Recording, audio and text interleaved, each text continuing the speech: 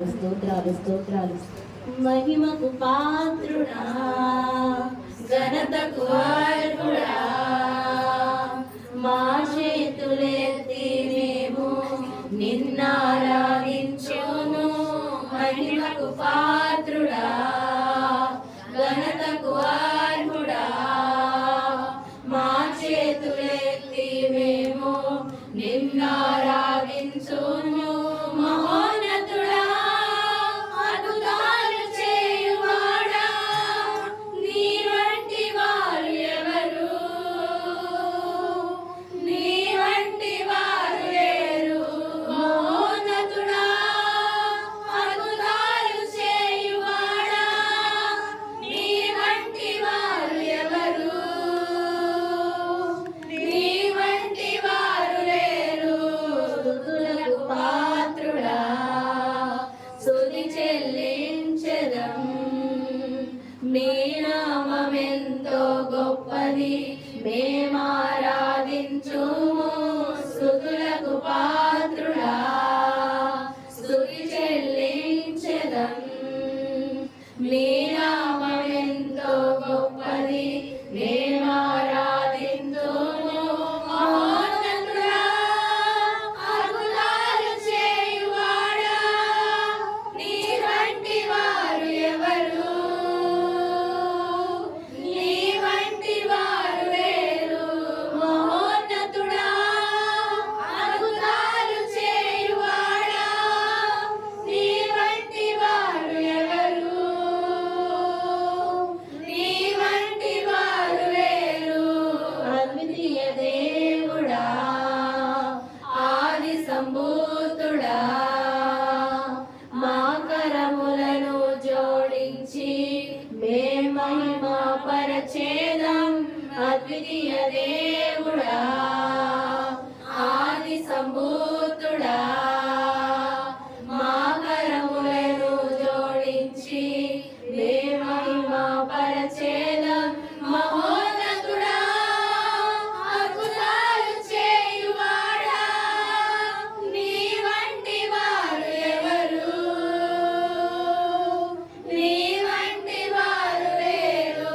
మహోన్నతుడా, అద్భుతాలు చేయువాడా, నీ వంటి వారు ఎవరు? నీ వంటి వారు లేరు. మహోన్నతుడా, అద్భుతాలు చేయువాడా, నీ వంటి వారు ఎవరు? నీ వంటి వారు లేరు. స్తుతులకు పాత్రుడా, స్తుతి చెల్లించెదం. నీ నామమెంతో గొప్పది, మేమారాధించుము. స్తుతులకు పాత్రుడా, స్తుతి చెల్లించెదం. మీ నామమెంతో గొప్పది, మేమారాధించుము. మహోన్నతుడా, అద్భుతాలు చేయువాడా, నీ వంటి వారు ఎవరు?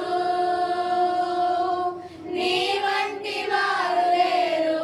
మహోన్నతుడా, అద్భుతాలు చేయువాడా, నీ వంటి వారు ఎవరు? నీ వంటి వారు లేరు. మహోన్నతుడా, అద్భుతాలు చేయువాడా, నీ వంటి వారు ఎవరు? నీ వంటి వారు లేరు. మహోన్నతుడా, అద్భుతాలు చేయువాడా, నీ వంటి వారు ఎవరు? నీ వంటి వారు లేరు. స్తుతులకు పాత్రుడా, స్తుతి చెల్లించెదం. మీ నామమెంతో గొప్పది, మేమారాధించుము. స్తుతులకు పాత్రుడా, స్తుతి చెల్లించెదం. మీ నామమెంతో గొప్పది, మేమారాధించుము. మహోన్నతుడా, అద్భుతాలు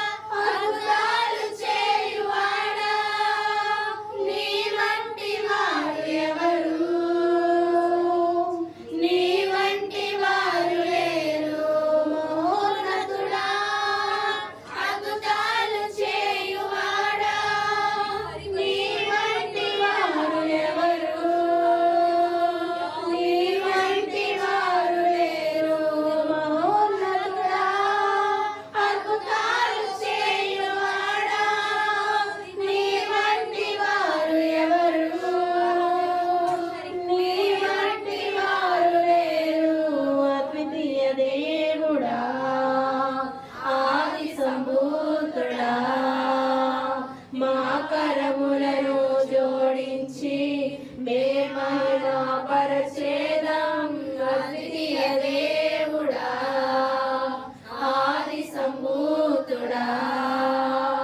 మా కరములను జోడించి మేమైనా పరచేదం మహోన్నతుడా అద్భుతాలు చేయువాడా. నీ వంటి వారు ఎవరు, నీ వంటి వారు లేరు. మహోన్నతుడా అద్భుతాలు చేయువాడా. నీ వంటి వారు ఎవరు, నీ వంటి వారు లేరు. మహోన్నతుడా అద్భుతాలు చేయువాడా. నీ వంటి వారు ఎవరు, నీ వంటి వారు లేరు. మహోన్నతుడా అద్భుతాలు చేయువాడా. నీ వంటి వారు ఎవరు, నీ వంటి వారు లేరు. దయానికి స్తోత్రాలు స్తోత్రాలు స్తోత్రాలు. పరిశుద్ధాత్ముడానికి స్తోత్రాలు స్తోత్రాలు ప్రభువా. అయ్యా మీరు ఇక్కడ ఉన్నారని మేము నమ్ముచున్నాము. అయ్యా మీరు మహిమ మేఘము చేత మీరు ఇక్కడ కమ్ముకున్నందుకు వందనాలు. ప్రతి ఒక్కరి హృదయాలు మీరు ఆత్మీయకాలు చెల్లించండి. అయ్యా మా బండ వంటి హృదయాలు బద్దలు పట్టండి. అయ్యా ప్రతి ఒక్క తండ్రి వేసే మూడు వారిని జీవితాన్ని చిగురింపు చేయడానికి నువ్వు సమర్థుడవయ్యా. అయ్యా ఎన్ని జీవితాల్లో మేము ఉన్నామేమో అయ్యా ప్రతి ఒక్క తండ్రి వేరైన తండ్రి ఫలమును మాకు దయచేయండి. అయ్యా నీతో అంటుకట్టు వారిగా మమ్మల్ని అందరినీ లేవనెత్తమని తండ్రి పరిశుద్ధ ఆత్ముడిగా మీరు ఇక్కడ సంచరించమని అయ్యా ప్రతి హృదయంలో వాక్యం ద్వారా నాతో మాతో మీరు మాట్లాడండి ప్రభా. అయ్యా నువ్వు మాట్లాడుచుండగా మాలో జీవము నింపబడినట్లుగా నీ అభిషేకము చేత నీ కొలత లేని ఆత్మ చేత ప్రతి ఒక్కరిని దర్శించమని నిలబడుతున్న సేవకుల మీద ఇదంతా ఆత్మ చేత కుమ్మరించమని అయ్యా తండ్రి యేసయ్య అగ్ని వంటి వాక్కుని ఇక్కడ విడుదల చేయమని అయ్యా మా యొక్క బండ వంటి హృదయాల బద్దలవునట్లుగా అయ్యా ప్రతి ఒక్కరిని తండ్రి నీ యొక్క వాక్కు చేత సరిచేయమని ప్రతి ఒక్క డిస్టర్బెన్స్ ప్రతి ఒక్క నిద్ర మత్తు నిర్లక్ష్యతను అవిధేయతను యేసు నామములో కొట్టి వేస్తున్నానయ్యా. అయ్యా మీరే ఇక్కడ ఆదరించేంత వరకు అధ్యక్షత వహిస్తున్నందుకు వందనాలు చెల్లిస్తూ నాదుల యేసు నామములో అడిగి వేడుకొని పొందుకొనుచున్నాము తండ్రి. ఆమేన్. హల్లెలూయా.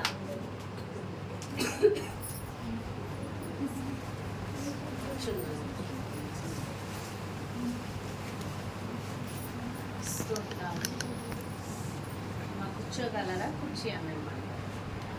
కూర్చోగలరా?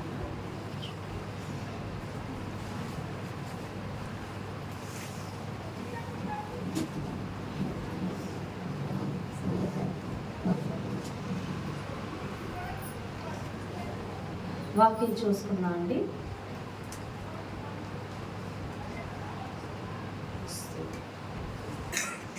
మొదటి యోహాను రాసిన మొదటి పత్రిక 4వ అధ్యాయం 4వ వచనం.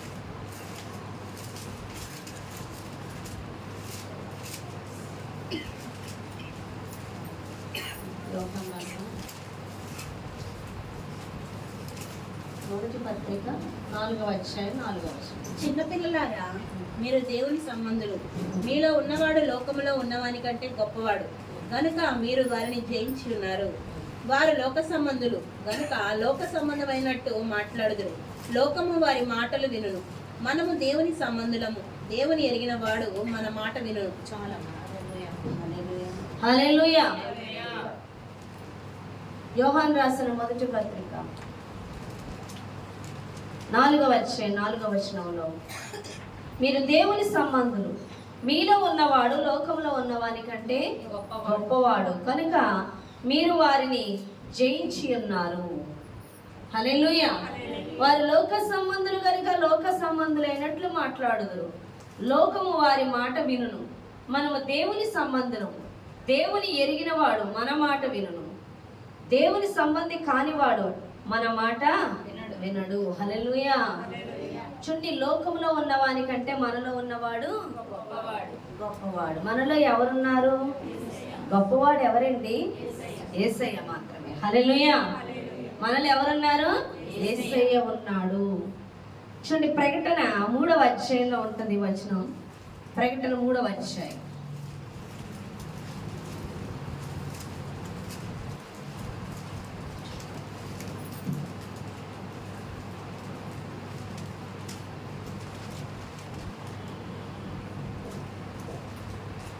ప్రకటన 3వ అధ్యాయం 20వ వచనం. ఇదిగో నేను తలుపు వద్ద నిలుచుండి తట్టుచున్నాను. ఎవడైనను నా స్వరం విని తలుపు తీసిన ఎడల నేను అతని యొద్దకు వచ్చి అతనితో నేను నాతో కూడా అతడును భోజనము చేయుదును. హల్లెలూయా. ఎవరి తలుపు తడుతున్నాడు? మన హృదయం అనే తలుపు తడుతున్నాడు. హల్లెలూయా. చూడండి, చాలా మంది ఏమనుకుంటారంటే దేవుడు కావాలి అంటే చర్చిలోకి వెళ్ళి లేకపోతే ఎక్కడికన్నా వెళ్ళి దేవుడిని వెతకాలి, దేవుడి దగ్గరికి మనం ఏంటి కొండలకి వెళ్ళాలి, లేకపోతే ఏదో బొమ్మల దగ్గరికి వెళ్ళాలి, వాటి దగ్గరికి వెళ్ళాలి, వీటి దగ్గరికి వెళ్ళాలి అని పరుగులు ఎత్తుతూ ఉంటాం. కానీ దేవుడే మన యొద్దకు వస్తున్నాడు. ఇదిగో నీ హృదయం అనే తలుపు నేను తడుతున్నాను అని దేవుడు మాట్లాడుతున్నాడు. నీ హృదయంలోకి దేవుడిని ఆహ్వానించిన ఎడల ఆయన నీతో ఉండడానికి ఇష్టపడుతున్నాడు. అంటే మన హృదయంలో ఉన్నవారు ఎవరు? యేసు. యేసు ఎక్కడుంటాడు? మనలోనే ఉంటాడు. అందుకే నీలో ఉన్నవాడు లోకములో ఉన్నవాని కంటే గొప్పవాడు అని దేవుడు మాట్లాడుతున్నాడు. మనలో ఎవరున్నారండి? యేసు ఉన్నాడు. హల్లెలూయా. ఇది మనము ఎరుగక ఉన్నాము. మనమందరం ఎలా ఉంటున్నాము? ఎరుగక ఉన్నాము. యేసు ప్రభువారు మనలోనే ఉన్నారు, మనతోనే ఉన్నారు. పాత నిబంధనలో అయితే పరిశుద్ధాత్మ దేవుడు రావడం వెళ్ళడం, ఆయా సమయాల్లో బలపరచడం జరిగేది. కానీ క్రొత్త నిబంధనకు వచ్చాక మనం యోహాను సువార్త 14వ అధ్యాయంలో ఏమన్నాడు? మన కొరకు ఆదరణకర్తను పంపుతాను. క్రీస్తు శరీరధారిగా ఉన్నప్పుడు శిష్యులతో ఉన్నాడు, కానీ క్రీస్తు పరమునకు తండ్రి కుడిపార్శ్వమందు ఉన్నాడు. ఇప్పుడు క్రీస్తు ఆత్మ, పరిశుద్ధాత్మ మనలో ఉన్నాడు. హల్లెలూయా. మనలో ఉన్నాడు, మనతో ఉన్నాడు, మనల్ని ఆవరించి ఉన్నాడు. హల్లెలూయా. మనల్లో ఉన్నాడు, మనతో ఉన్నాడు, మనల్ని ఆవరించి ఉన్నాడు. హల్లెలూయా. యేసు ప్రభువారు శాతాన్ని ఏం చేశారు? దాని తల చిత్తగా తొక్కి ఉన్నారు. శాతాన్ గారు ఎవరి కాళ్ళ కింద ఉన్నాడు? యేసయ్య కాళ్ళ కింద ఉన్నాడు. హల్లెలూయా. ఇప్పుడు యేసు మనలో ఉన్నప్పుడు వాడు కూడా ఎక్కడున్నాడు? మన కాళ్ళ క్రింద ఉన్నాడు. ఆ విషయం కూడా మనకి గ్రహింపు ఉండదు. ఎలా ఉండదు గ్రహింపు అంటే, చూడండి, ఒక వ్యక్తి, ఒక ఆయన ఒక సాక్ష్యం చెప్పాడు. ఏమనంటే, ఒక ఆయన టికెట్ తీసుకున్నాడు ట్రైన్ది, కానీ టికెట్ ఎక్కడ పెట్టుకున్నాడో ఆయనకి తెలియలేదు. ఈలోగా టికెట్ కలెక్టర్ వచ్చాడు, టీసీ వచ్చాడు. టీసీ వచ్చినప్పుడు టికెట్ ఏది అనుమతికి టెన్షన్ పడిపోయాడు. సార్ సార్ సార్ టికెట్ తీస్తారని చెప్పి ఓ జేబులు ఎత్తికేసుకుంటున్నాడంట. ఆ టెన్షన్లో ఎవరైనా వస్తే మనం టెన్షన్ పడిపోతాం కదా, టెన్షన్ పడిపోయి ఆ టికెట్ జేబుల్లో ఎతికేస్తున్నాడు కానీ దొరకలేదంట. అప్పుడు ఆయన అనుకున్నాడంట, అబ్బా టికెట్ నేను తేలేదు, నేను ఇంటి దగ్గర వదిలేసుకున్నాను. సార్ టికెట్ లేదంటే లగేజ్తో సహా కింద దించేశాడు. కిందకి వెళ్ళిపోయి అది ఏ ఊరు, ఎడుగారి పట్టూరు ఎక్కడ దించేశాడు చిన్న స్టేషన్లో. ఇప్పుడు అసలైన స్టేషన్కి వెళ్ళడానికి మళ్ళీ ఆటో ఎక్కి మళ్ళీ ట్రైన్ క్యాచ్ చేయడానికి వేరే ట్రైను ఆటో ఎక్కి అతను ఏం చేశాడు, డబ్బులు లేదని పై జేబులో చేయకుండా టికెట్ ఉన్నాడు. అప్పుడు ఏమనిపించిందండి, అయ్యా అనవసరంగా టికెట్ ఇంట్లో ఉందనుకున్నాను, టికెట్ ఎక్కడుంది? జేబులోనే ఉంది. అంటే ట్రైన్లో కూర్చునే అర్హత కలిగి ఉన్న టికెట్ జేబులోనే ఉన్నప్పటికీ అది ఎక్కడుందో తెలియక, అది ఉన్నది అన్న విషయం గ్రహింపు లేక, ఇంటి దగ్గరే వదిలేసాను, ఎక్కడ పాడేసానో, ఉంటే ఏమీ దొరకలేదు అని ఏం చేశాడంటే, తను అధికారికంగా కూర్చోవలసింది. అంటే టికెట్ తీసుకున్నా మనం ఎలా కూర్చుంటాం? దర్జాగా కూర్చుంటాం అధికారికంగా, అవునా కదా, భయపడం. కానీ టికెట్ తెలియక ఎక్కడ వదిలేసాడో, పాడేసాడో, ఇంట్లో ఉంచాడో, తెచ్చాడో తెలియక తన అధికారాన్ని కోల్పోయిన వానిగా బయటకు తోయబడ్డాడు. హల్లెలూయా. ఈరోజు సాతాను అపవాదిగాడు మన మీద దాడి చేసిన వెంటనే మొదట మనకు కలిగేది అదే కంగారు. హల్లెలూయా. సమస్య రాగానే కలిగేదేంటి? కంగారు, భయము, వేదన, అవునా కదా? వెతికేసుకుంటూ ఉంటాం దారులు, అవునా కదా? క్రీస్తు మనలో ఉన్నాడనే విషయం వదిలేస్తాం. ముందేం చేస్తాం? ఆ యొక్క దారులు అమ్మో అని భయపడిపోతూ ఉంటాం. దేవుడు మనకి అధికారాన్ని ఇచ్చి ఉన్నాడని, దాన్ని బంధించే అధికారం ఇచ్చి ఉన్నాడని, దాన్ని ఎదిరించే అధికారం ఇచ్చి ఉన్నాడని, ఆయన మనలోనే ఉన్నాడన్న విషయం, మనలో ఉన్నాడన్న స్పృహ కోల్పోతాం. మనం ఏమైపోతాం? సమస్యని గూర్చి ఆలోచిస్తూ చింతిస్తూ ఉంటాము. హల్లెలూయా. కానీ క్రీస్తు ఎక్కడున్నాడు? మనలోనే ఉన్నాడు. మార్కు సువార్త చూసినట్లయితే చూడండి, మార్కు సువార్త 4వ అధ్యాయం 37వ వచనం చూద్దాం. మార్కు సువార్త 4వ అధ్యాయం 37వ వచనం. అప్పుడు పెద్ద తుఫాను రేగి ఆయన ఉన్న దోణి మీద అలలు కొట్టినందున దోణి నిండిపోయాను. ఆయన దోణి అమరమున తలగడ మీద తలవాల్చుకొని నిద్రించుచుండెను. వారు ఆయన లేపి, బోధకుడా, మేము నశించిపోచున్నాము, నీకు చింత లేదా అని ఆయనతో అనిరి. అందుకు ఆయన లేచి గాలిని గద్దించి నిశ్శబ్దమై ఊరకుండమని సముద్రంతో చెప్పగా గాలి అణిగి మిక్కిలి నిమ్మలమాయను. అప్పుడు ఆయన మీరెందుకు భయపడుచున్నారు, మీరింకనూ నమ్మిక లేక ఉన్నారా అని వారితో చెప్పాను. వారు మిక్కిలి భయపడి ఇలా. హల్లెలూయా. చూడండి, యేసు ప్రభువారు దోణి అమరమున ఉన్నారంట. అంటే దోణి అడుగు భాగం ఉంటుందంట, అందులో ఆయన పడుకొని ఉన్నారంట. పైన ఇల్లు ఉన్నారు, దోణిలో వెళ్తూ ఉన్నారు. హల్లెలూయా. మా ఫోన్ స్విచ్ రావట్లేదు. హల్లెలూయా. ఈ లోపు జరిగిందేంటి? సముద్రం మీద పెద్ద తుఫాన్, గాలి, అలలు. అర్థమవుతుందా?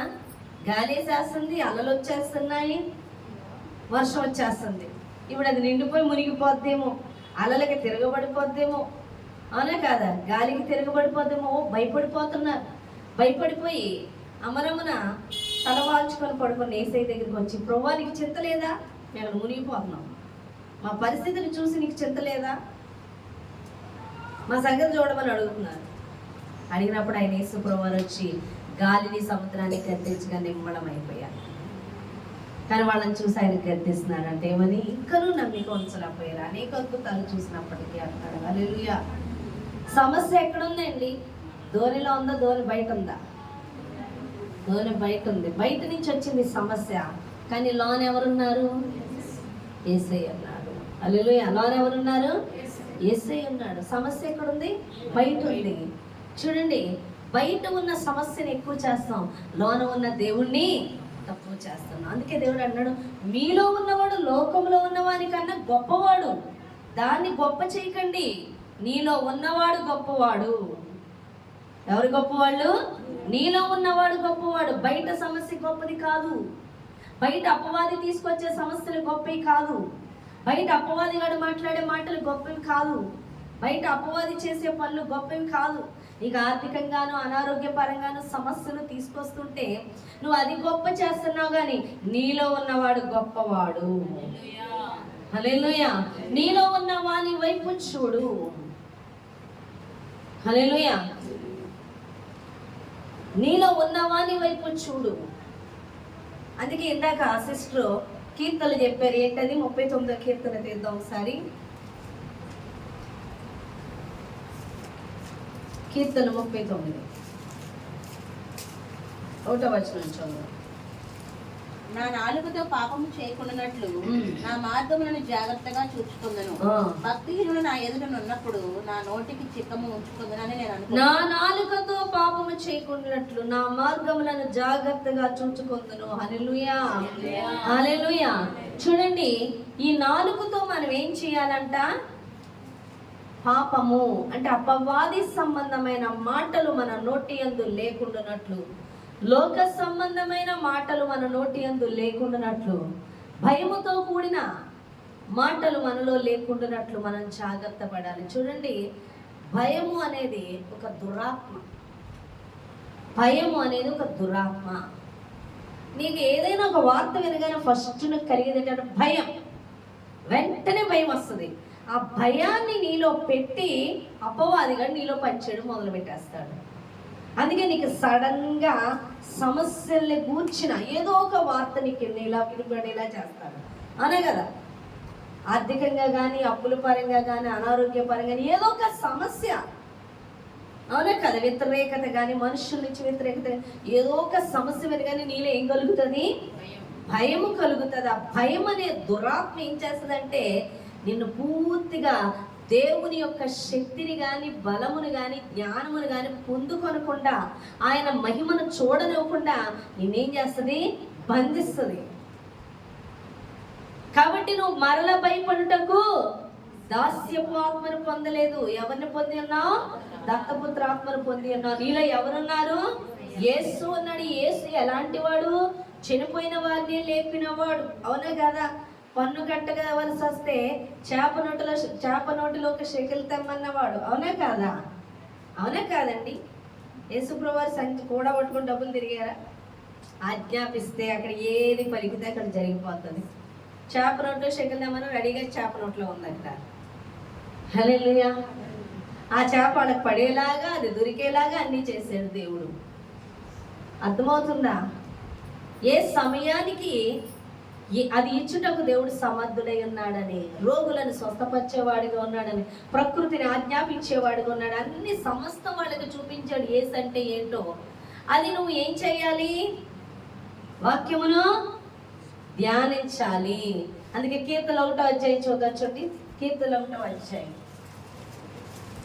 దుష్టుని ఆలోచన చొప్పున నడవక, దుష్టుని ఆలోచన చొప్పున నడవక, పాపుల మార్గమున నిలవక, పాపుల మార్గమున నిలవక, అపహాసకులు కూర్చుండే చోటున కూర్చుండక, అపహాసకులు కూర్చుండ చోటన కూర్చుండక, యెహోవా ధర్మశాస్త్రమందు ఆనందించు, యెహోవా ధర్మశాస్త్రమునందు ఆనందించుచు, దివారాత్రములు దాన్ని దివారాత్రులు దాన్ని ధ్యానించువాడు. అతడు నీటి కాలువలు ఎవరు నాటబడినది, నీటి కాలువలు ఎవరు నాటబడినది, ఆకు వాడక తగిన కాలమందు ఫలమిచ్చు చెట్టు వలె ఉంటాడు. హల్లెలూయా. చూడండి, అతడు ఎలా ఉండాలి? దుష్టుల మార్గమున నడువక, పాపుల మార్గమున నిలువక. చూడండి, దేవుని సంబంధులు కాని వాళ్ళు, దేవుని అందరి భయము భక్తి లేని వాళ్ళ మాటలు, సలహాలు తీసుకోకూడదు. అర్థమవుతుందా? దేవుడు అంటే భయము లేని వాళ్ళ దగ్గర సలహాలు, సూచనలు, ఆలోచనలు తీసుకోకూడదు. దుష్టులు అంటే అపవాది సంబంధి చేత నడుచుకునే వారితో నడుచుకోకూడదు. వాళ్ళు చెప్పే పనులు మనం చేయకూడదు. దుష్ట సహవాసం కలిగిన వారి మాటలు మనం ఫాలో అవ్వకూడదు. చాలాసార్లు ఒక్కొక్కడు హృదయాల్లో దురాత్మలు ఉంచుకొని ఒక్కొక్కసారి సలహాలు ఇస్తే ఆత్మ సంబంధులుగా నటిస్తూ చాలాసార్లు చేసినప్పుడు అవి చాలా సక్సెస్ఫుల్ కాదు. అవన్నీ కూడా ఫెయిల్యూర్స్ వచ్చి ఫెయిల్ అయ్యేవాళ్ళు అందులో. ఎందుకు అంటే వాళ్ళలో పైకి భక్తిగా కనపడుతుంటారు, లోన దురాత్మలతో నింపబడి ఉంటారు. వాళ్ళు చెప్పే మార్గంలో వెళ్ళినప్పుడు ఖచ్చితంగా ఫెయిల్యూర్స్ వస్తాయి. నా జీవితంలో ఎన్నో చూశాను. అందుకే చాలా జాగ్రత్తగా మనం ఆచితూచి అడిగేయాలి. మనం అడగవలసింది దేవుణ్ణి. ఎక్కడ గడపాలి? దావీదు ఎక్కడ గడుపుతుంది? కీర్తనకారుడు ఇక్కడ ఎక్కడ గడుపుతున్నాడంట? దేవుని. దావీదు ఎప్పుడు ఎక్కడ గడిపేవాడు? వాక్యం యొద్దే గడిపేవాడు. అపహాసకులు కూర్చుండు చోటున జోక్స్, వెటకారాలు, పరిస్థితిని వెటకారం, దేవుని కార్యాలు తేలికగా చేసేవాళ్ళు. ప్రతి మాటను అపహాస్యం చేసేవాళ్ళు, నవ్వుతారుగా. భయము భక్తి లేకుండా తేలిక హృదయాలు కలిగి ఉన్నవాళ్ళు. మాటలు కానీ, సూచనలు కానీ, సలహాలు కానీ తీసుకునే వ్యక్తిగా నువ్వు ఉండకూడదు. నువ్వు ఎవరి యొద్ద గడపాలి? దేవుని యొద్ద గడపాలి.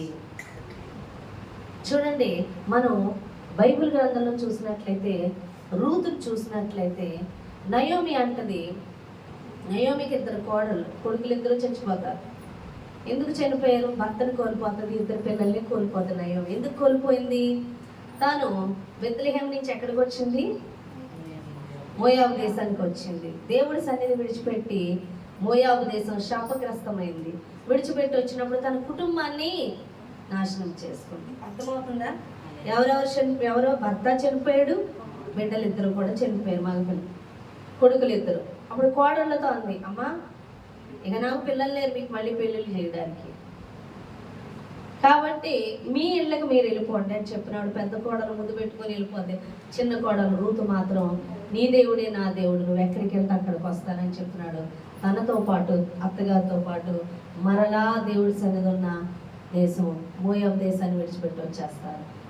అలా వచ్చిన తర్వాత అత్తగారుతో చెప్తుంది, నేను పరిగె ఏరుకొని వస్తానని చెప్పి పొలాలకు వెళ్ళి వాడు పొలం పనులు చేసుకుంటూ ఆ ధాన్యాన్ని మోసుకెళ్తున్నప్పుడు ఆ కింద పడిని ఏరుకుంటారు. అలాంటి పరిగె ఏరుకోవడానికి వెళ్తుంది. బోయజ్ యొక్క పొలంలోకి వెళ్తుంది తెలియకనే. ఆ బోయజ్ పొలంలో పరిగె ఏరుకున్నప్పుడు కొంచెం పొలం ధాన్యం వస్తుంది. తర్వాత వెళ్ళి నయోమికి చెప్తుంది బోయజ్ గురించి, అమ్మ బోయజ్ మనకి కావలసిన వాడు మనవాళ్ళే. తనకి వివాహం చేసుకోవడానికి కూడా అర్హత కలిగిన వాడు. ఆయనను నువ్వు వెళ్ళి తన పాదముల యొద్ద, తను పొలం పనులకు వచ్చినప్పుడు అక్కడ పడుకుంటూ ఉంటారు అలాంటి చోట్ల, నువ్వు వెళ్ళి ఆయన పాదముల యొద్ద నువ్వు పడుకు, ఆయన నిన్ను కనికరిస్తాడని చెప్పినప్పుడు ఆమె ఆ రాత్రి కాలం వెళ్ళి ఆయన పాదాల యొద్ద పడుకుంటే ఆమెను కనికరించి 4 కుంచాలు ఆమెకి ధాన్యం ఇస్తాడండి. హల్లెలూయా. చూడండి, ఆమె ఏరుకున్నప్పుడు కుంచుడే, కానీ ఆయన పాదాల యొద్ద గడిపినప్పుడు ఆయన 1 కాదు, అవునే కదా, రెట్టింపు ఇచ్చి ఉన్నాడండి. హల్లెలూయా. చూడండి, మనం కష్టపడడానికి పరుగులెత్తుతాం, మన యొక్క స్వశక్తి మీద పరుగులెత్తుతాం, కానీ దేవుని పాదాల యొద్ద గడిపితే విస్తారమైన సమృద్ధి ఇస్తాడు మనకి. హల్లెలూయా. ఎందుకంటే మనము యోహాను సువార్త 4వ అధ్యాయంలో సమరయ స్త్రీతో దేవుడు మాట్లాడతాడు. ఏమని అంటే, నిన్ను దాహమున కడుగుచున్నవాడు ఎవరో తెలిస్తే నువ్వే దాహాన్ని కడుగుతావు, నేను ఇచ్చిన నీళ్లు త్రాగువాడు ఎన్నడను తప్పికొండు, నేను ఇచ్చిన నీళ్లు త్రాగువాని కడుపులో నుండి జీవజలపు ఊటలు బయటకు వస్తాయి. అవునా? జలదారులు వస్తాయి, జీవదారులు బయటికి వస్తాయి, ఉప్పుకొచ్చు ఉంటాయి. వాని కడుపులో నుండి జీవదారులు ఉప్పుకొచ్చు ఉంటాయి అని యేసు ప్రభువారు మాట్లాడుతున్నారు. అంటే దాని అర్థం ఏంటి అంటే, నువ్వు లోక విషయాలతో మాటలు మాట్లాడుతూ, లోక సంబంధమైన సమస్యలతో ముచ్చటిస్తూ, నీ శరీర సంబంధమైన రోగముల గురించి కానీ, నీ ఇంటి సమస్యల గురించి కానీ, ఊరికి సంబంధించిన విషయాలు కానీ, లోక సంబంధమైన విషయాలు కానీ నువ్వు ఎక్కువ మాట్లాడుతూ ఉంటే నీలో నుండి జీవదారులు బయటికి రావు, కానీ నీకేం కలుగుతుంది? భయము కలుగుతుంది, శరీరంలో బంధింపబడతావు, ప్రతి ఆశీర్వాదాన్ని కూడా కోల్పోతావు. కాబట్టి నీవు లోక సంబంధమైన విషయాలతో నువ్వు సంబంధాన్ని కలిగి ఉండకూడదు. అందుకే దుష్టుల మార్గమున నిలువుక, అవునా? దుష్టుల సహవాసం చేయక, పాపుల మార్గమున నిలువుక. నువ్వెక్కడ ఉండాలి? యెహోవా ధర్మశాస్త్రమునందు దివారాత్రము ధ్యానించు వ్యక్తిగా ఉండాలి. అంటే నువ్వు వాక్యమును ఎక్కువ ధ్యానించే వ్యక్తిగా ఉండాలి. ఫుల్గా చెప్పాలంటే ఫైనల్ పాయింట్, లోక విషయాల మీద మనస్సు ఉంచక దేవుని మీదే నీ దృష్టి కేంద్రీకరించిన వ్యక్తిగా నువ్వు ఉన్నప్పుడు నీలో నుండి, నీ కడుపులో నుండి జీవజల దారులు ఉబ్బుకుతాయి అని దేవుడు మాట్లాడుతున్నాడు. హల్లెలూయా. అర్థమైందండి? హల్లెలూయా. మన ఈ సమస్యలకి కారణం ఎవరు? అపవాది. ఎందుకు అంటే, నీలో ఉన్నవాడు లోకములో ఉన్నవారి కంటే గొప్పవాడు అన్న విషయాన్ని ఎరగకుండానట్లుగా నీవు వాక్యమును దేవుని మీద దృష్టి ఉండకుండా నీ బుర్రను అనేక విషయాలతో నింపేస్తూ ఉంది, అనేక ఆలోచనలతో నింపేస్తూ ఉంది. కానీ నీవు చెప్పుకోవాల్సింది ఏంటో తెలుసా? నీ నోటితో లోక సంబంధమైన విషయాలు మాట్లాడకూడదు, కానీ నువ్వు ఈ లోకాన్ని జయించినట్లుగా జయించిన వానిని గూర్చి మాట్లాడుతూ ఉండాలి. నాలో ఎవరున్నారు? యేసు ఉన్నాడు, నాతో యేసు ఉన్నాడు, నన్ను ఆవరించి ఉన్నాడు. నువ్వు వాక్యాన్ని ధ్యానించి ఆయన యొక్క వాక్కును నువ్వు ఎత్తిపట్టి మాట్లాడుతూ ఉండాలి. అలా మాట్లాడుతూ ఉన్నప్పుడు ఆ యొక్క ప్రభావం నువ్వు బలంగా చూస్తావని దేవుడు మాట్లాడుతున్నాడు. హల్లెలూయా. అర్థమవుతుందండి? హల్లెలూయా. చూడండి, సెయింట్ ప్యాట్రిక్ అని ఒక దైవజనుడు ఉన్నాడు. ఆయన చాలా గొప్ప దైవజనుడు. ఎలా అంటే, ఆయన ఒక దైవ సంబంధమైన, అంటే ఒక సంఘాన్ని నడిపే ఒక ఫాదర్ యొక్క కుటుంబానికి చెందినవాడు. అతను ఒకగానొక కుమారుడు. ఆ తల్లిదండ్రులు భయభక్తులతో పెంచారు. కానీ యవ్వన కాలంలోకి వచ్చాక లోక స్నేహాలు ఎక్కువైపోయాయి. లోకస్తులతో తను స్నేహితులతో లోకాన్ని ఎక్కువ ఆస్వాదించడం మొదలుపెట్టాడు. పాపంలో పడడం మొదలుపెట్టాడు. అలా మొదలుపెట్టినప్పుడు తన యొక్క ఫ్రెండ్స్తో కలిసి ఒకసారి బయటికి వెళ్ళినప్పుడు, తనది స్కాట్లాండ్ దేశం ఉంటుంది. వాళ్ళు తను బయటికి వెళ్ళినప్పుడు కొంతమంది వేరే దేశం నుంచి కొంతమంది వచ్చి ఈ యవ్వనస్తులను ఎత్తుకుపోతారు. ఆ సమయంలో ఈ యొక్క సెయింట్ ప్యాట్రిక్కి 16 సంవత్సరాలు. అతను ఎత్తుకెళ్ళిపోయి వేరే దేశం, ఐర్లాండ్ దేశం తీసుకెళ్ళిపోయి అక్కడ ఒక గొర్రెల కాపరికి అమ్మేస్తారు. ఆ గొర్రెలు దొడ్లో అతను పడేసి ఆ గొర్రెల్ని ఖాయమంటారు. అలా ఖాయమన్నప్పుడు చాలా ఏడుస్తాడు పాపం. చాలా ఉన్నత ఫ్యామిలీలో వచ్చిన వాడు, అలాంటి ఏమి చేయని వాడు, ఎరుగని వాడే ఉన్నాడు. కానీ అలాంటి పరిస్థితికి వచ్చినప్పుడు అంట తాను ప్రార్థన చేయడం మొదలుపెట్టాడు. ఎంతగా అంటే దేవునితో సహవాసం అత్యధికముగా చేసేవాడంట. ఎక్కువ ప్రార్థన, ఎక్కువ దేవుడితో మాట్లాడుకునేవాడంట. అలా మాట్లాడుకుంటున్నప్పుడు దేవుడు ఒకసారి మాట్లాడాడంటే ఏమనంటే, నేను నీకు తోడై ఉన్నాను, నేను నిన్ను విడిపిస్తాను అని దేవుడు మాట్లాడాడంట. అలా మాట్లాడిన తర్వాత కొద్ది రోజులకి దేవుడు మరలా సముద్రం యొద్దకు నువ్వు వెళ్ళు, అక్కడ ధోని నీ కోసం రెడీగా ఉందని చెప్పాడంట.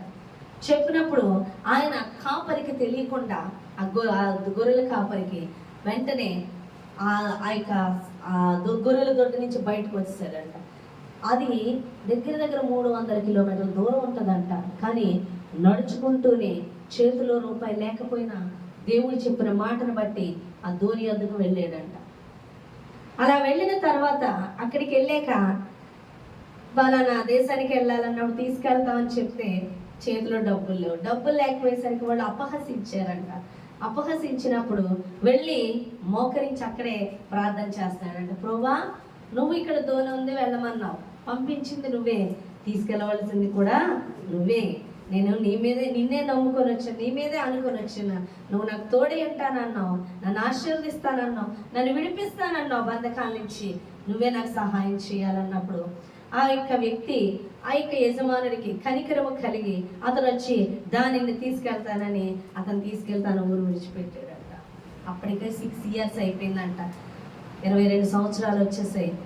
అక్కడికి వెళ్ళాక తల్లిదండ్రులు ఎంతగానో సంతోషించి, తప్పిపోయిన కుమారుడు వచ్చినట్లుగా ఎంతగానో సంతోషించి ఆయన ఎంతగానో బాగా చూసుకుంటున్న సమయంలో దేవుడు మరలా దర్శించాడంట.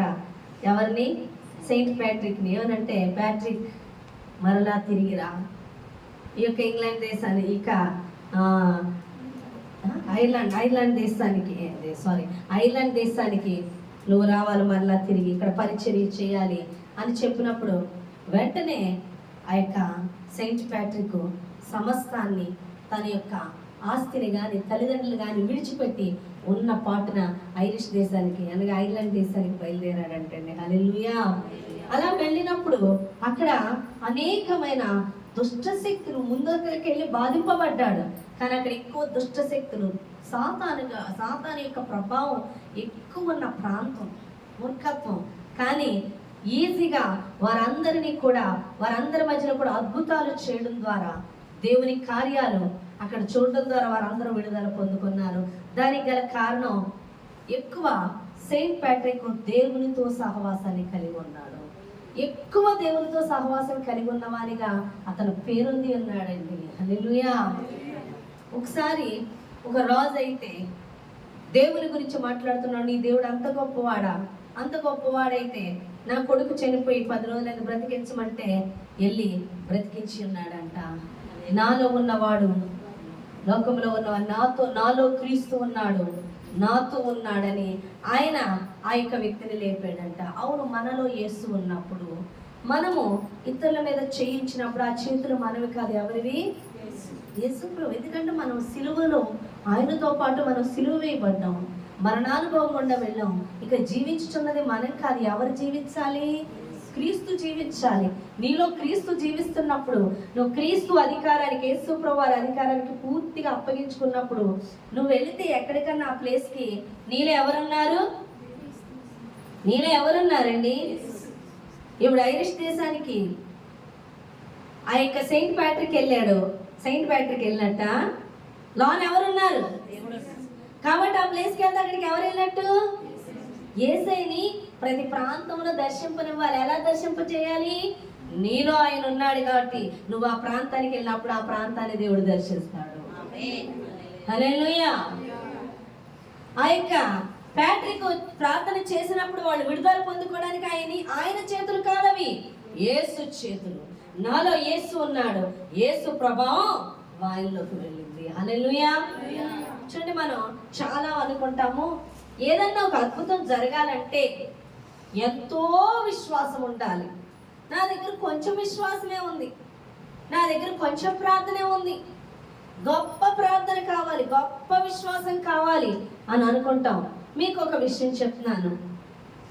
యేసు ప్రభువారు లాజరు దగ్గర ప్రార్థన చేసినప్పుడు, తండ్రి నువ్వు నా మనవి అంగీకరించి ఉన్నావని నేను నమ్ముచున్నాను అని, లాజరు బయటికి రా అన్నాడు. అవునా కదా? హల్లెలూయా. ఎవరి విశ్వాసమును బట్టి లాజరు బయటకు వచ్చాడు? యేసు యొక్క విశ్వాసమును బట్టి. హల్లెలూయా. యేసు యొక్క విశ్వాసమును బట్టి అక్కడ చనిపోయిన మనిషి బ్రతికాడు. యేసు యొక్క విశ్వాసాన్ని బట్టి ప్రకృతి ఆగింది. అవునా కదా? హల్లెలూయా.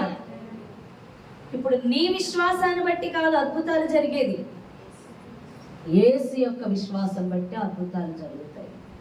ఆ విశ్వాసాన్ని బట్టి అద్భుతాలు జరిగే యేసు నీలో ఉన్నాడు. హల్లెలూయా. ఒక మాట చెప్తా. ఎలా అంటే, సపోజ్ ఈయన ఒక ముఖ్యమంత్రి, అవునా కాదండి?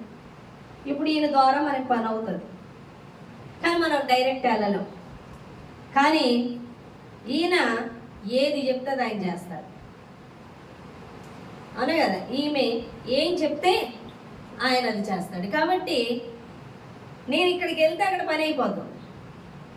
అర్థమవుతుందా? ఎందుకంటే ఇతని ద్వారా ఏ పనైనా చేసేస్తారు, అక్కడ జరిగిపోద్ది.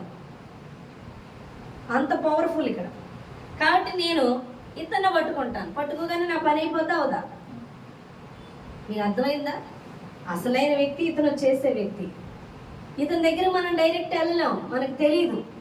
కానీ ఇతను తెలుసు. ఇతని పవర్ ఏంటంటే ఏది అనుకుంటే అది ఇతని ద్వారా జరిగిపోతుంది. ఇతను ఏదంటే అది అతని ద్వారా జరిగిపోతుంది. అంత పవర్. ఇంక ఇతను అడిగితే ఇంక ఏది జరగకుండా ఉండదు, ఏదైనా జరిగిపోతుంది. అర్థమవుతుందా?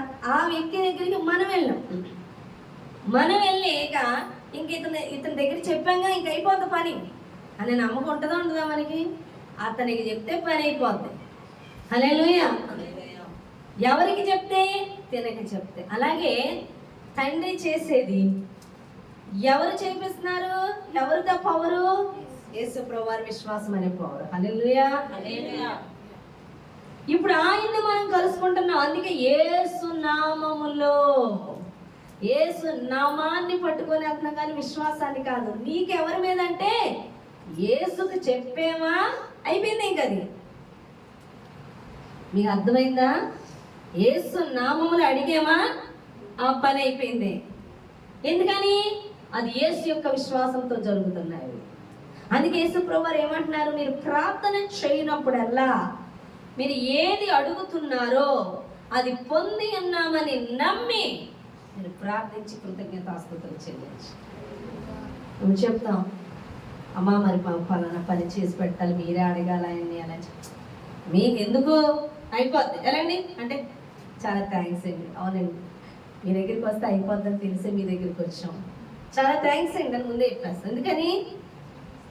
అయిపోయింది వెళ్ళు అంటున్నారు. అనగానే మీరు థ్యాంక్స్ అండి, చాలా థ్యాంక్స్ అంటే అడగడం అక్కడ అయిపోయింది, థ్యాంక్స్ చెప్పడం కూడా అక్కడ అయిపోయింది. అందుకే యేసు ప్రభువారు అంటున్నారు, మీరు ప్రార్థన చేయడం మోకరిస్తారు కదా, నన్ను ఏది అడుగుతున్నారో అది పొందుకొని ఉన్నామని నమ్మి ప్రార్థన చేసి కృతజ్ఞతలు చెల్లించండి. యేసయ్య నీ దగ్గరికి వచ్చాగా అయిపోయింది. ఎందుకని? అది యేసుకి అసాధ్యమైనది కాదు. యేసు విశ్వాసాన్ని బట్టి ఏదైనా ఆయనకి సాధ్యమే. అవునా కదా? అసాధ్యమైనది ఏది లేదు. హల్లెలూయా. ఆయనకి అసాధ్యమైనది ఏదన్నా ఉన్నాయా? సాధ్యమే, అన్ని సాధ్యమే. హల్లెలూయా. నీ వలన అన్ని సాధ్యం, అసాధ్యము లేనే లేదు, అసాధ్యము లేనే లేదు. హల్లెలూయా. ఎందుకంటే యేసు నామములో జరిగిపోద్ది. ఆ యేసు నీలో ఉన్నాడు. ఎంతమందికి అర్థం? ఎప్పుడు దాకా చెప్తున్న మాటలు నీకు అర్థమవుతుందా? హల్లెలూయా. ఏదైనా చేయగలిగిన, విశ్వాసంతో ఏదైనా చేయగలిగిన దేవుడు నీలో ఉన్నాడు. ఆ దేవుని నువ్వు కలిగి ఉన్నావు అన్న సంగతి మర్చిపోవద్దు. నువ్వు ఏడుస్తున్నావేమో, నా ప్రార్థన వింటలేదా ప్రభువా, నా ప్రార్థన జరగట్లేదు, నా పరిశుద్ధతను బట్ట, దాన్ని బట్ట, దీన్ని బట్ట. అవునా కాదా? నువ్వు ఏ వ్యక్తివైతే ఎందుకు, నువ్వు యేసుని అంగీకరించినప్పుడు, నువ్వు లోకం మీద దృష్టి విడిచిపెట్టి కేవలం యేసు మీదే నీ దృష్టి నిలిపినప్పుడు నువ్వు నీతిమంతురాలివే, నువ్వు పరిశుద్ధురాలివే. నీ పాదముల కింద అపవాదం ఉండవలసిందే. హల్లెలూయా. ఎందుకంటే నువ్వు నీతిమంతుని కలిగి ఉన్నావు, నువ్వు పరిశుద్ధిని కలిగి ఉన్నావు. హల్లెలూయా. కాబట్టి ఖచ్చితంగా అక్కడ ఆయన విజయము నీదే, ఎందుకంటే విజయాన్ని కలిగిన వాడు నీలో ఉన్నాడు. హల్లెలూయా. చూడండి, ఇంకో వచనం ఉంది, కొరింథీయులకు రాసిన మొదటి పత్రిక 24వ అధ్యాయం 24వ వచనం నుంచి చూద్దాం. 22 అయితే చదువు. అయితే మేము సిలువ వేయబడిన క్రీస్తును ప్రకటించి కొరింథీయులకు రాసిన మొదటి పత్రిక 1వ అధ్యాయం 22వ వచనం. యూదులు సూచక క్రియలు చేయమని అడుగుచున్నారు, క్రీస్తు దేశస్థులు జ్ఞానము వెదుకుచున్నారు. అయితే మేము సిలువ వేయబడిన క్రీస్తును ప్రకటించుచున్నాము. ఆయన యూదులకు ఆటంకముగాను అన్యజనులకు వెర్రితనముగాను ఉన్నాడు. కానీ యూదులకేమి గ్రీసు దేశస్థులకేమి పిలవబడిన వారికేమి క్రీస్తు దేవుని శక్తియు దేవుని జ్ఞానమునై ఉన్నాడు. హల్లెలూయా. హల్లెలూయా.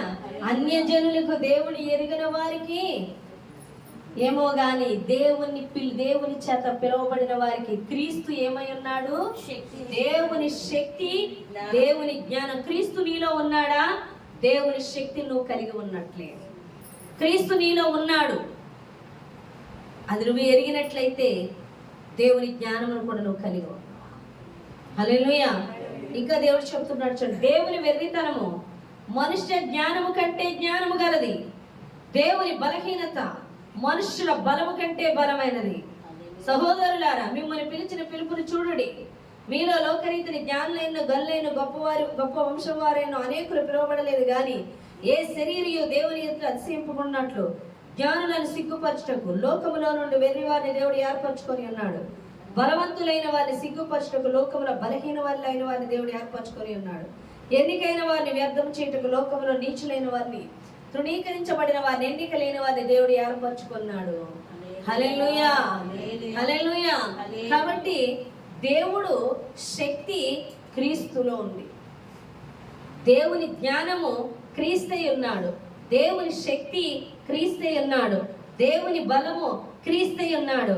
ఇప్పుడు నీకు బలము ఇచ్చుట కాదు, బలవంతుడైన దేవుడు నీలోనే ఉన్నాడు. శక్తిని ఇచ్చుట కాదు, శక్తి అయిన దేవుడు క్రీస్తు నీలో ఉన్నాడు. జ్ఞానం ఇచ్చుట కాదు, జ్ఞానమైన దేవుడు నీలో ఉన్నాడు. పరిశుద్ధుడు, నీతిమంతుడు, గొప్పవాడు నీలో ఉన్నాడు. ఇది నువ్వు ఎరిగి ఉండాలి. అది నువ్వు ఎరిగినట్లుగా దివారాత్రులు నువ్వు వాక్యమును ధ్యానించాలి. నువ్వు ఎంత తెలుసుకుంటావో దేవుని యొక్క నీలో ఉన్నవాని శక్తి, నీలో ఉన్నవాని బలము, నీలో ఉన్నవాని మహిమ, నీలో ఉన్నవాని మహిమ ఐశ్వర్యము, నీలో ఉన్నవాని గొప్పతనము నువ్వు ఎరిగినప్పుడు శత్రువుకి భయపడవు, పిరికి ఆత్మకు లోబడవు. ఆయన్ని కలిగి ఉన్నప్పుడు సమస్తము నీ కాళ్ళ క్రింద ఉంటుందని దేవుడు మాట్లాడుతున్నాడు. నువ్వు ధ్యానించాలి, నువ్వు విడుదల చేయాలి. చూడండి, మనం డాక్టర్ దగ్గరికి వెళ్తే డాక్టర్ దగ్గరికి వెళ్తే మెడిసిన్ ఇచ్చేస్తాడా? డాక్టర్ దగ్గరికి వెళ్ళి ఆ జ్వరం తగ్గిపోదు, మెడిసిన్ ఇస్తాడు. మెడిసిన్ ఇచ్చినప్పుడు ఏ మెడిసిన్ దేనికి వాడాలో చెప్తాడు. నువ్వు వాక్యం ఎత్తి, నువ్వు ఏ సమస్యలో ఏ వాక్యం ఎత్తి చెప్పాలో, క్రీస్తు ఏ సమస్యలో నీ పక్షాన్ని ఏ విధంగా పని చేస్తున్నాడో నువ్వు ఎత్తి పలికినప్పుడు ఆ యొక్క సమస్య నుంచి విడుదల వస్తుందని దేవుడు మాట్లాడుతున్నాడు. హల్లెలూయా. నీ యొక్క దరిద్రతలో, నీ యొక్క సమస్యలో ఆయన ఏమై ఉన్నాడో నీ పక్షాన నువ్వు ఎరిగినప్పుడు, ఆ వాక్యాన్ని చదువుతున్నప్పుడు ఆ జీవపు ఓటలు నీలో నుండి బయలు వెళ్ళాలి. హల్లెలూయా. జీవపు ఓటలు ఎందులోంచి బయలు వెళ్ళాలి? నీలో నుండి బయలు వెళ్ళాలి. చూడండి, నీ చుట్టూ ఎండిన భూమి ఉందనుకోండి, ఒక నుయ్యి చుట్టూ మొక్కలు వేసే ఎండిపోతున్నాయి. అప్పుడు ఆ నూతిలో నీళ్ళు ఆ మొక్కల చుట్టూ మొక్కలకి వేస్తే ఏమవుతాయి? పచ్చగా ఉంటాయి. హల్లెలూయా. ఎండిపోయిన నీ జీవితం చిగురింపబడాలంటే నీలో ఉన్న యేసు యొక్క జీవపు ఓటలు బయటికి చేదుకోవాలి. నూతిలో నీళ్ళు అలాగే ఉన్నాయి, నీలో నీళ్ళలోనే కాదా, బావిలో చుట్టూనేమో తోట ఉంది, తోట ఎండిపోతుంది నీళ్ళు లేక. అప్పుడు ఈ బావిలో నీళ్ళు చేది ఏం చేయాలి? మొక్కలన్నిటికైతే పచ్చగా ఉంటాయి. అలాగే నీ చుట్టూ ఉన్న పరిస్థితులు నిన్ను ఎండగడుతున్నాయా? నీ పరిస్థితులు నిన్ను భయభ్రాంతులకు గురి చేస్తున్నాయా? నిన్ను సమస్యలతో నింపేస్తున్నాయా? నిన్ను కృంగదీస్తున్నాయా? నీ కడుపులో ఉన్న జీవం పూటలు బయటికి చేదాలి కానీ నువ్వు పరుగులెత్తితే ఎక్కడికో కుదరదు. ఆ బావిలో ఉన్న నీ కడుపులో ఉన్న క్రీస్తు యొక్క జీవపూటల్ని పైకి చేదాలి అనగా వాక్కుని ఎత్తిపెట్టి మాట్లాడాలి. ఆ వాక్కును విడుదల చేయాలి. అది విడుదల చేయాలంటే నువ్వు దివారాత్రులు దాన్ని ధ్యానించు వ్యక్తివై ఉండాలి అని దేవుడు మాట్లాడాలి. ఎంతమందికి అర్థమైంది? హల్లెలూయా. నేను ఇచ్చే నీళ్లు త్రాగి వాని కడుపులో నుండి జీవపు ధారలు, అవునా, జీవజలధారలు బయటకు వస్తాయని ఉబ్బుకుచ్చు ఉంటాయి అని. ఇవి బయటికి వచ్చినప్పుడే నీ చుట్టూ ఉన్న పరిస్థితులు మారుతాయి. అవి బయటికి రావాలంటే నువ్వు గడపవలసింది దేవుని యొద్ద అని దేవుడు మాట్లాడుతున్నాడు. అందుకే దావీదు దివారాతులు తన ఆశీర్వాదానికి కారణం తాను దేవుని సన్నిధిలో గడిపిన వానిగా ఉంటున్నాడు. తను ఒక ఉన్నత స్థానానికి వెళ్ళడానికి, ఇజ్రాయేల్కి రాజుగా వెళ్ళడానికి, దేవుని హృదయానుసారుడిగా ఉండడానికి గల కారణం ఏంటంటే దావీదు ఎల్లప్పుడూ దేవుని సన్నిధిలో గడిపిన వాడుగా ఉన్నాడు. ఒక ఐరిష్ దేశాన్ని, అవునా కాదా, ఆ యొక్క దేశాన్ని కాపాడడానికి సెయింట్ ప్యాట్రిక్ వెళ్ళాడంటే తను దేవుని సహవాసాన్ని కలిగి ఉన్నవాడిని ఉన్నాడు. ఆ జీవపు ఓటలు విడుదల చేసిన వ్యక్తిగా ఉన్నాడు కాబట్టి అక్కడ చీకటి తొలగిపోయి వెలుగుతో నింపబడింది. నీ కడుపులో నుండి ఆ జీవపోటల చేదుకొనులా నువ్వు వాక్యం యొద్ద గడపాలి. నీలో ఉన్న వారిని కూర్చిన జ్ఞానంతో నింపబడాలి. నీ దృష్టి అంతా లోకం మీద కాదు కానీ నీ దృష్టి ఎక్కువ దేవుని మీద నిలపాలి. నువ్వు మాట్లాడితే బయటికి వెళ్తే చాలు, వెంటనే నువ్వు దేవుని యొక్క స్పృహ నుంచి బయటికి వెళ్ళిపోయి మళ్ళీ లోకంతో కలిసిపోతావు. మళ్ళీ ఎప్పుడో నీకు ఆదివారం వచ్చినప్పుడు లేక మోకరించినప్పుడు దేవుని మీద కొంచెం ఆలోచన చేస్తావు. మళ్ళీ రోజంతా లోకంలోనే తిరుగుతుంది నీ బుర్ర. అందుకే నువ్వు ఏ అద్భుతం చూడలేకపోతున్నావు. నీ నోటిలో నుండి లోకపు మాటలు తప్ప నీ నోటిలో నుండి జీవపు ఊటలు బయటికి వెళ్ళట్లేదు. నీ హృదయాన్ని అంతా కూడా లోకంతో నింపేసుకుంటున్నావు. చాలా మంది ఎన్నో మాటలు మాట్లాడుతూ ఉంటారు. చాలా మందికి బుర్రలో దుర్గాలు నింపబడిపోయి ఉన్నాయండి. పోనీ హల్లెలూయా. ఏమి నింపబడిపోయి ఉన్నాయండి? చూడండి, 2 కొరింథీయులకు రాసిన 2వ పత్రిక 10వ అధ్యాయం 4వ వచనం. కొరింథీయులకు రాసిన 2వ పత్రిక 10వ అధ్యాయం 4వ వచనం. మా యుద్ధోపకరణములు శరీర సంబంధమైనవే కావు గాని దేవుని ఎదుట దుర్గములను పడద్రోయ జాలినంత బలము గలవై ఉన్నవి. ఏం దుర్గాలు పడగొడతాయంట? ఏంటి ఆ దుర్గాలు అంటే? శాతాన దుర్గాలు. ఏంటంటే లోక సంబంధమైన ఆలోచనలు. ఎలాంటి ఆలోచనలు అంటే చూడండి, ఒక్కొక్కరు పేదవారిగా పుడతారు. పుట్టిన కాంచి వాళ్ళకున్న ఆలోచనలు ఏంటో తెలుసా? మన వల్ల ఏది కాదు, నువ్వు ఎందుకు పనికిరానోడు, నువ్వు పెద్ద వేస్ట్, నీ దగ్గర డబ్బు ఉందా, నీ దగ్గర బలం ఉందా, నీ దగ్గర నీకు ఏమైనా మంచి పేరు ఉందా, నీకైనా పేరు ప్రఖ్యాతులు ఉన్నాయా, పలానా చేయాలంటే నీ వల్ల అవుతుందా? నీ వల్ల కాదు. ఇటువంటి దుర్గాలు నాటుతూ ఉంటుంది శాతాను. అదే ధనవంతులైతే నా వల్లే సాధ్యం, నాకే జ్ఞానం ఉంది, నేనే గొప్ప అతిశయంతో కూడిన దుర్గాలు.